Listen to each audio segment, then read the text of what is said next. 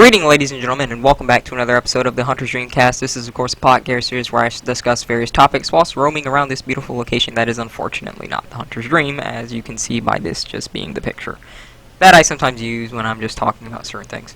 Sorry about that, work is interesting, so I'm trying to balance out time to actually, have time to get my games and do the gameplay records, but nonetheless, let's get on to a, important topic that I was thinking about as of late. Now, I'm sure that you guys understand what's going on with the Taliban and what's going on in Afghanistan. And something that I was thinking about that someone mentioned recently, right? Which is this, right? If people are not willing to fight for themselves, then why should they expect anyone else to fight for them? And at first face value, I have to agree. You do have to wonder, why people feel as though it's someone else's responsibility to fight for them.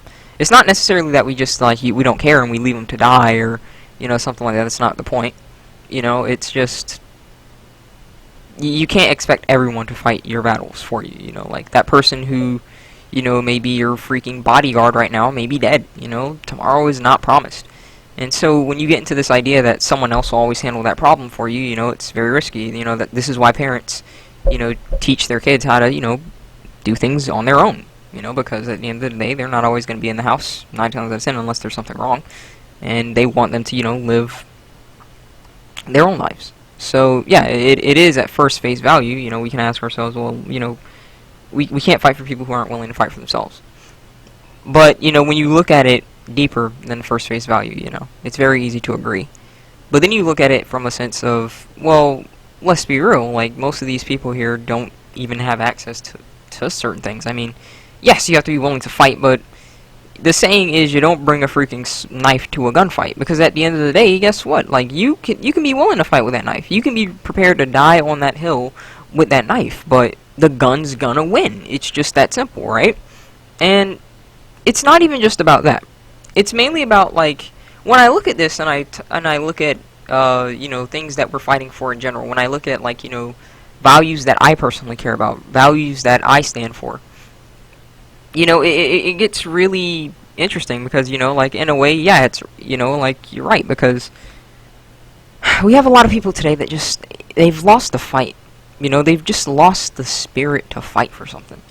We're willing to fight for crap that is just not that serious. It really is not that serious, You'd think that BLM, was talking about police brutality, but no, they're just talking about, police brutality towards one certain class of people, one sect of people, when they could have been fighting for police brutality altogether, you know what I mean?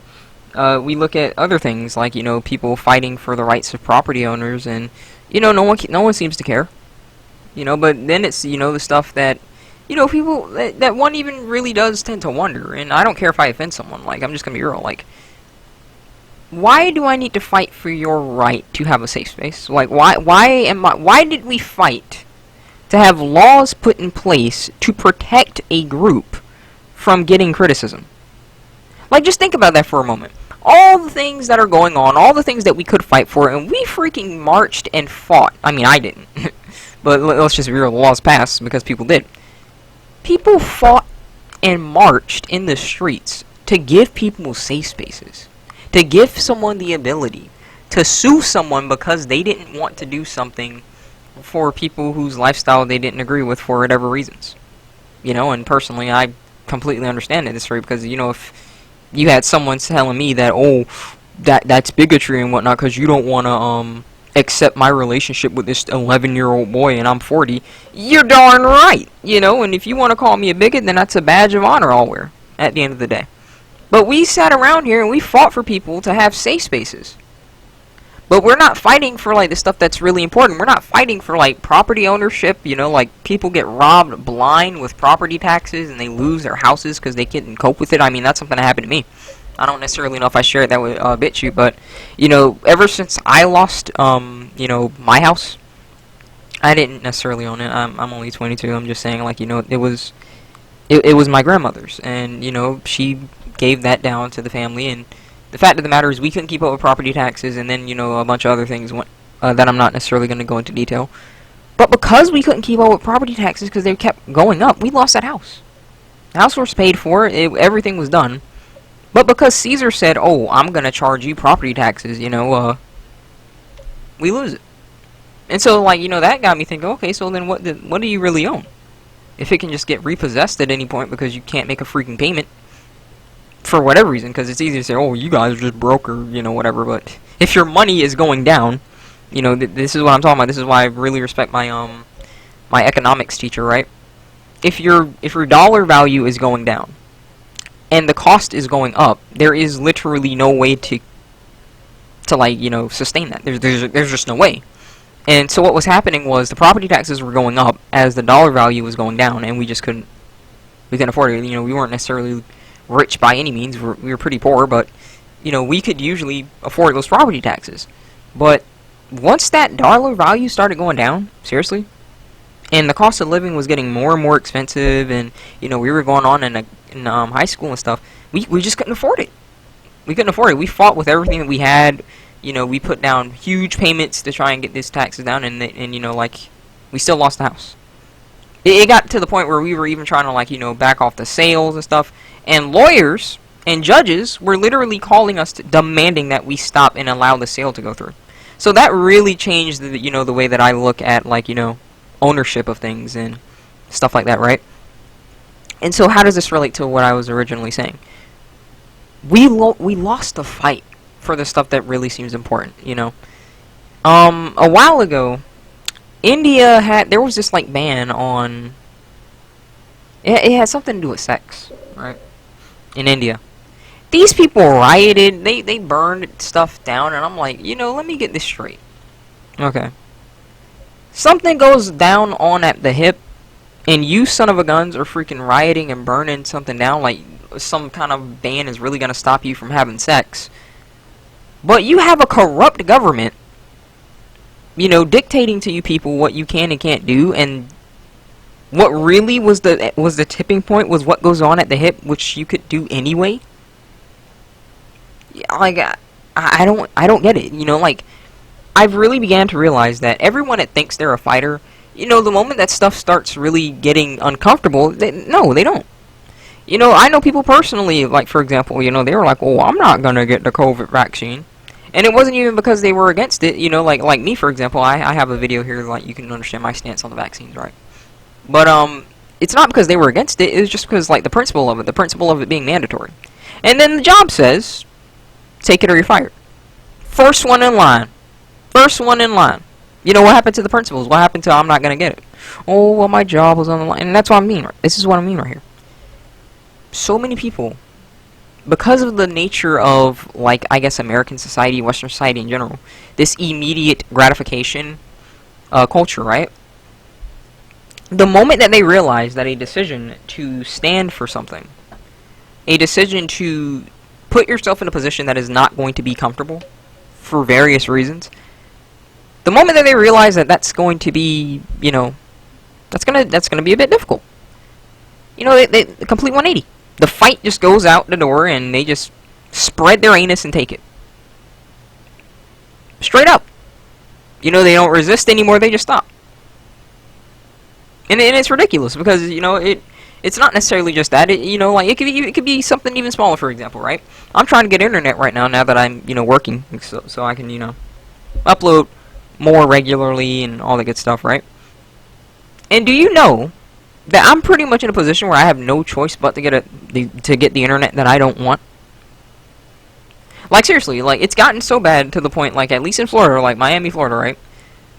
All of the other companies that I literally looked up that offer services in this area, like, don't offer the services in this area because of Comcast. They monopolized it so bad to the extent that they somehow, you know, they did their little cutthroat tactics like monopolies do, and they do it legally, air quotes, which is, you know, just lobbying and buying out space and stuff like that, right?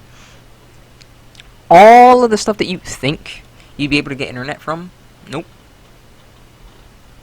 Nope. It's through Comcast, the internet company that no one wants. The internet company that's gonna freaking price gouge the heck out of you, cap your data, all that crap, right? But the point about it again is this. Something shady is going on. It's not necessarily just about Comcast. So please just hear me out. Something shady is going on. You see something shady is going on, but you don't want to fight for it. You know? You'd rather just look at that bright, shiny object that, you know, the media wants you to look at. Ooh, look at this model. She's got a fat rear. Wouldn't mind burying my face in that, right? You know? Oh, look at this new technology. Look at this car. Look at this object. Don't look at what we're screwing you over with. Just look at this. All of the fight that our forefathers would have been doing, all of the stuff that they would be looking at right now, flies out the window. Because we get to just look at, you know, a new Netflix show. A model, you know, like, it's insane. Listen, I love video games, okay? The Hunter's Dreamcast is literally a podcast that I dedicated to Bloodborne. Because I love Bloodborne. But playing video games is not going to get me to the point where I'm just not going to look at life and get screwed over because I don't know what's happening. Okay, I can play video games till I'm blue in the face. But if a hurricane was about to happen, trust and believe that game is going to stop so that I can take necessary precautions. But so many people today are at the stage where they don't even know something's happening. Because they're so caught up in stuff that is not important. You know, I'm not telling you need to follow politics or, you know, news or something. I'm just saying, realistically speaking, you have so many people out here that claim to be the first person to fight for something. You know, I'm not going to stand for this. And they're the first ones bending over. You aren't going to stand because you're going to be the first one bending over. It's ridiculous. People that you think, I'm telling you, people that you think are hard, people that you think are going to, you know, stand on their principle, they don't. The moment it gets tough, they don't. And listen, I don't necessarily, like, you know, lose respect for that person. I don't, but, like, I'm just being realistic. Like, I know darn well that, you know, if something happened, you're probably going to be, like, with, you know, like, a freaking dictator government. You'd be that person. Just like, you know, you saw that those people did that during COVID. You know? Oh, our neighbors got more than, like, you know, 4 people over. Oh, this person's at the park and they don't have a mask on. No one near them. Cops get them. People are doing that. All of the fight within us, it's just gone. And the reason that I felt like it was so important to, you know, just talk about this, and I'm sorry that, you know, it might not necessarily be as planned, but the reason that I feel like it's so important to talk about this is because what's happening in the Taliban it's a prime example, because it's happening here. Maybe not necessarily via that, but via other ways. They're taking away your rights through literal fear-mongering. You know, we talk all the time about conspiracy theories and how, oh, these channels are fear porn. You know, like the economy's not gonna crash and all this bullcrap, right? And then you have people out here saying, oh, wear that mask. Wear that mask. You better wear 2 masks. You better get vaxxed. You better... It never ends, you know? It never ends.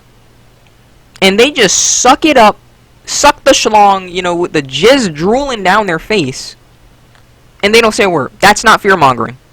A virus that most people are going to survive, you know, and it's not fear-mongering. Yes, people are going to die, but people die from anything. You could literally drown in a cup of water. You know, like, is everyone going to stop drinking water? That car is literally one of the most dangerous weapons out here, and everyone usually drives. Let's just be real.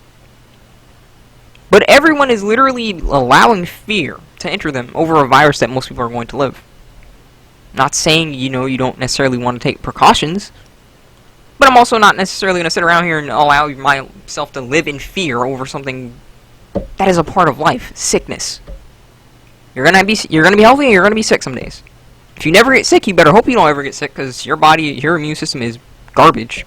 If that's the case, if you never get sick, you are dead. If you get sick, you need to get sick sometimes, so that your immune system can build immunity. You know what I mean?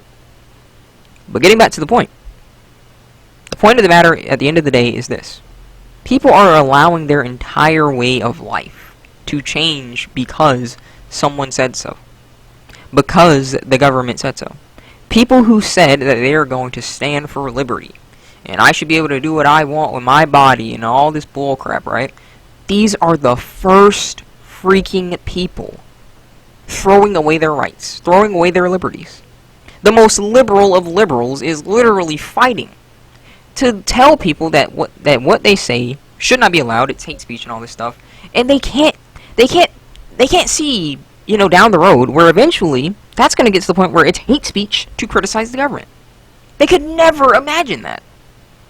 And so they just keep on handing over their rights like, I'm on the right side of history. And like I said, I'm not making this political. I'm just talking in general. Everything that we're focusing about fighting on, it just seems like it's such a freaking distraction. The stuff that affects everyone. These are the things that never get brought up. Like, seriously. Not owning property, for one. Not being able to get your own water. You better hope the government doesn't see that you got any kind of, like, water source. Oh, hang on, is that, regulated? Are you plugged into the tap? These people lose their freaking minds. Lord have mercy, you have a little rain catcher or something. Even if that's not what you're drinking, if it's just like a little project, nope. Don't let us catch you. What's that? You got a garden? You're doing something on your property? You didn't ask us permission? Yeah. These are things that people aren't thinking about. Seriously. They're not thinking about this. And I hear some people who defend this. Like, this is something that I heard, right? Oh, well, you need to just wake up. Why do you feel entitled to have that freedom?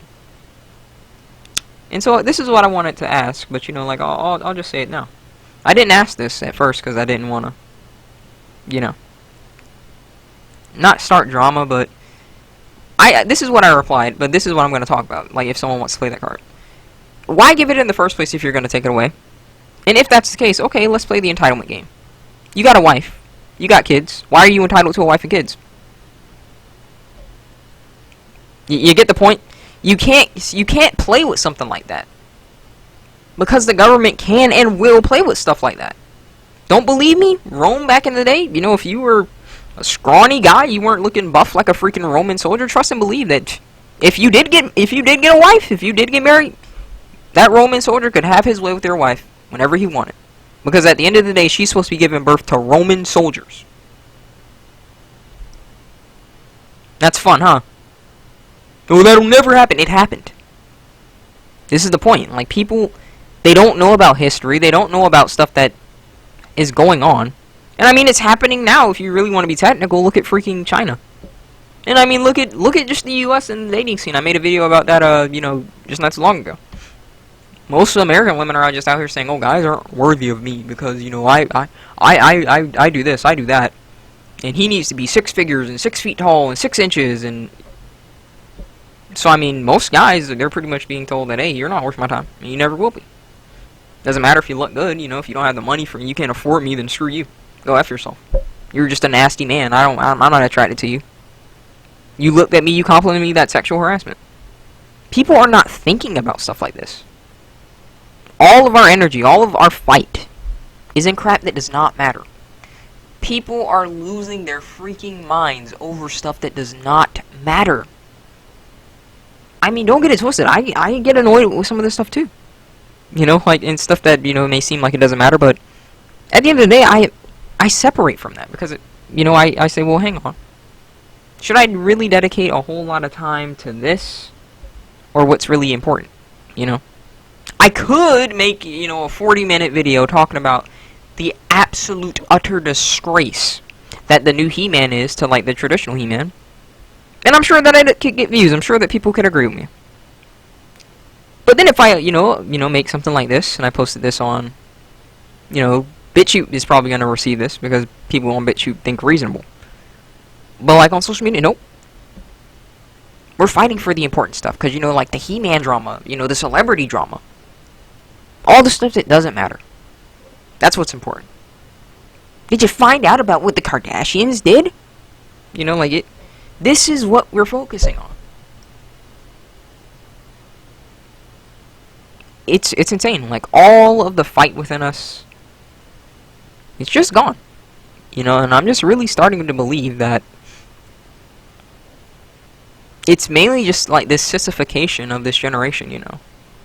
All this like non-confrontational, and listen, I'm not a confrontational person. You know, you don't have to be physically confrontational, but you do have to confront certain problems, or they will not get solved.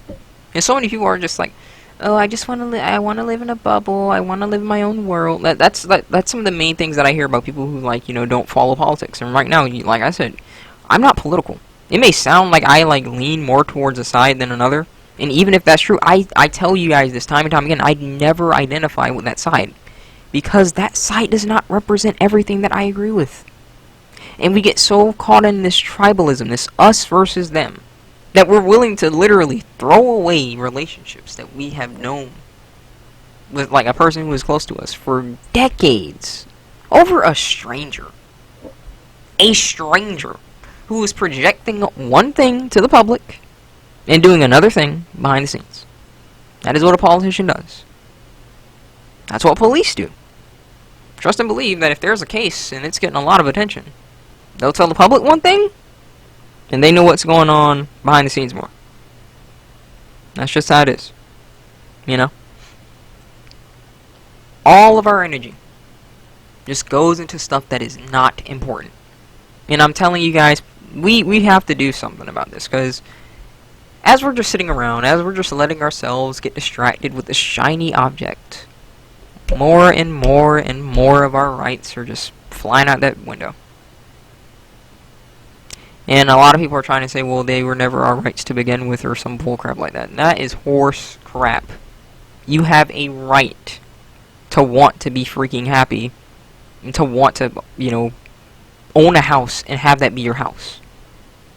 You have a right to something like that. You know what I mean?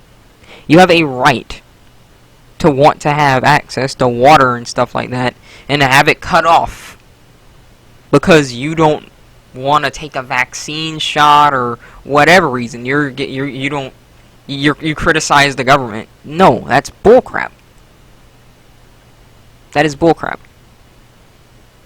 You do have rights, and more they're being taken because we focus on stuff that is not important. And unless we start directing our attention to what is important, you know,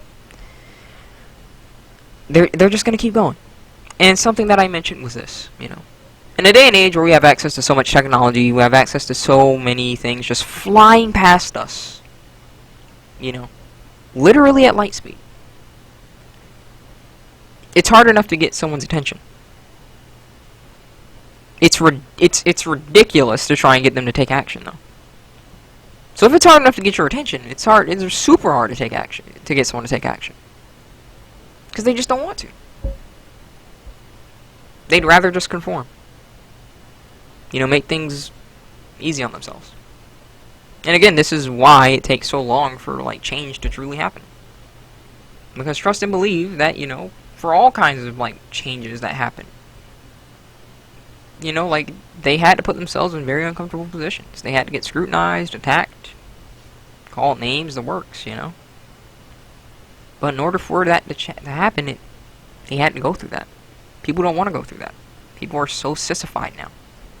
This instant gratification of culture, I don't want to suffer, you know. No one likes it, no. But it's necessary for a better tomorrow. And people can't wrap their heads around that. They can't.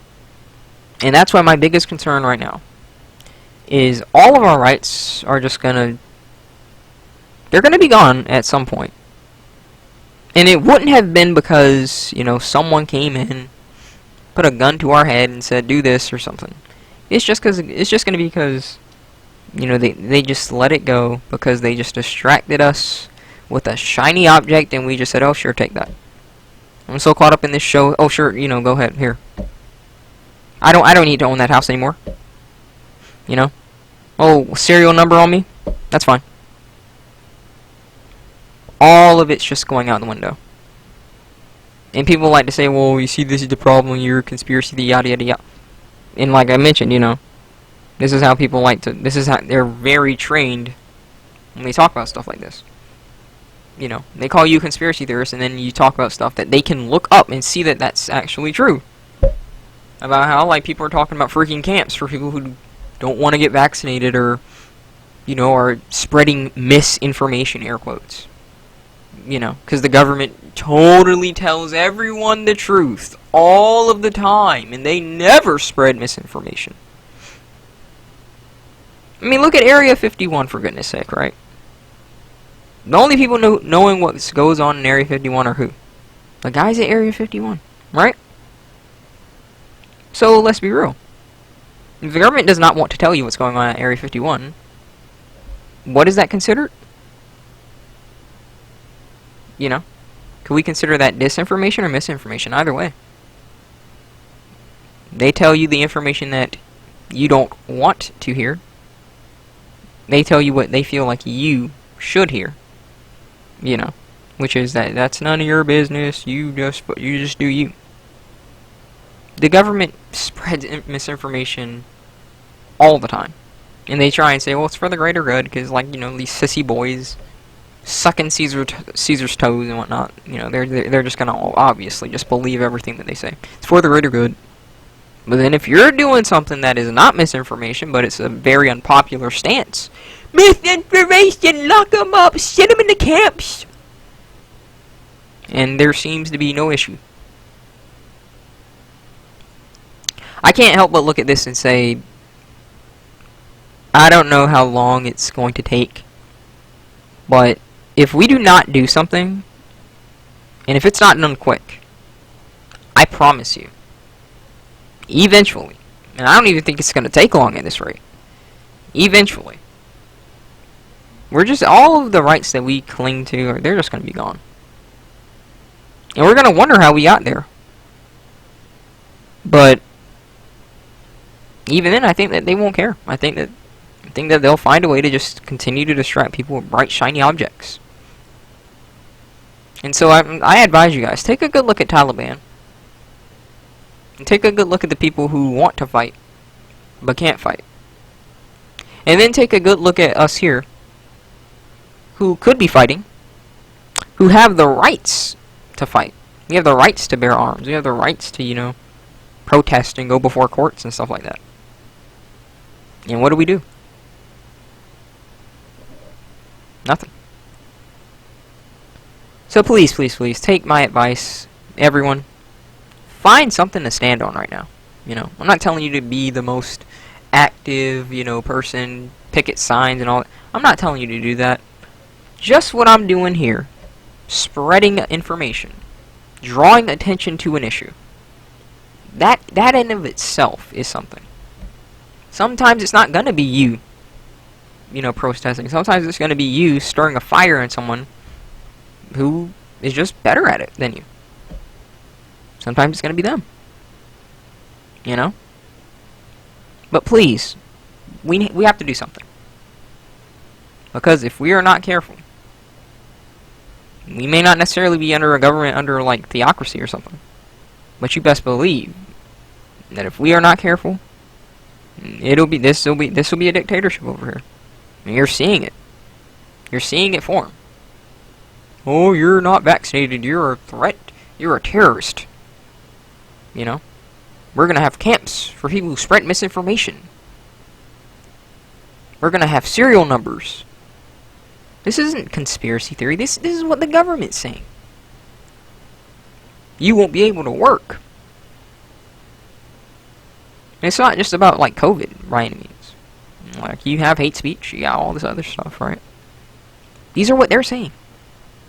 So please, like I said, draw attention to the stuff that's important. Stop getting this shiny object treatment.